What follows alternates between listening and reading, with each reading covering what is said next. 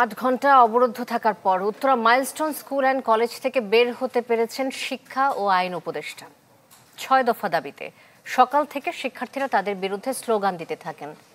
একসময় অবরুদ্ধ হয়ে পড়েন তারা, এমনকি আটকে পড়েন প্রেস সচিবও। পরে 2 দফার চেষ্টার পর কড়া পুলিশি পাহারায় তাদের বের করে আনা হয়।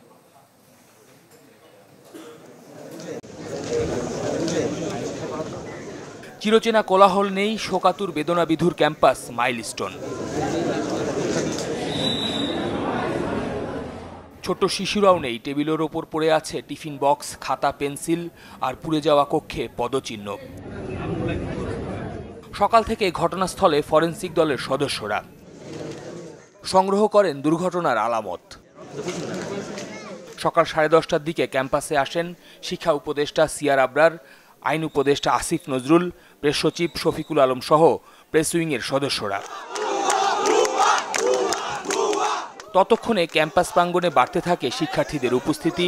ক্ষুব্ধ হয়ে ওঠেন তারা, অবরুদ্ধ হয়ে পড়েন উপদেষ্টারা। আহত নিহত শিক্ষার্থীদের পূর্ণাঙ্গ তালিকা প্রকাশ করা সহ 6 দফা দাবিতে শিক্ষার্থীদের এই প্রতিবাদ অব্যাহত থাকে। হসপিটাল অ্যাম্বুলেন্সের ভিতর পুলিশ এসে আসতেছে আর দেখতেছে আরো লাশ বেরোচ্ছে। লাশ রাস্তার মধ্যে পড়ে ওই যে বডি ব্যাগের মধ্যে ঢুকানো। তো এগুলো কি মিস ইনফরমেশন না, নাকি আমরা ভুল দেখতেছি আমাদের চোখের সামনে? 10 জন যে স্কুলের ভিতরে আছে এমন তো না, যেহেতু 100-এর উপরে এতগুলো বাচ্চা কই হন?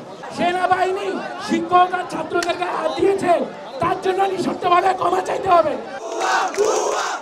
ঘণ্টাখানেকের বেশি সময় ছাত্র প্রতিনিধিদের সাথে বৈঠকের পরে সামনে আসেন আইন উপদেষ্টা।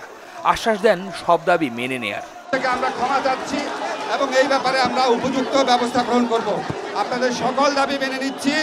আপনারা সবাই আমরা মিলে যারা এই মর্মান্তিক দুর্ঘটনায় প্রাণ হারিয়েছেন, আহত হয়েছেন, সবাই আমরা তাদের পাশে দাঁড়াই, সবাই তাদের জন্য দোয়া করি।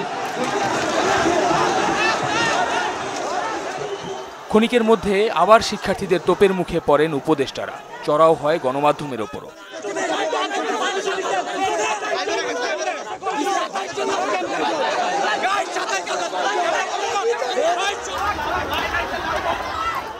এক পর্যায়ে ক্যাম্পাসের ভেতর শিক্ষার্থীদের সাথে ধাওয়া পাল্টা ধাওয়া হয় আইনশৃঙ্খলা বাহিনীর।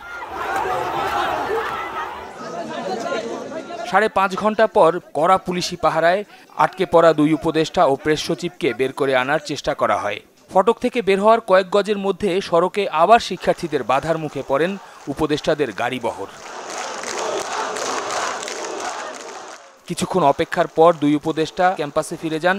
প্রায় 8 ঘন্টা পর ভিন্ন পথে ক্যাম্পাস ছাড়েন উপদেষ্টা আসিফ নজরুল ও সিয়ার আবরার।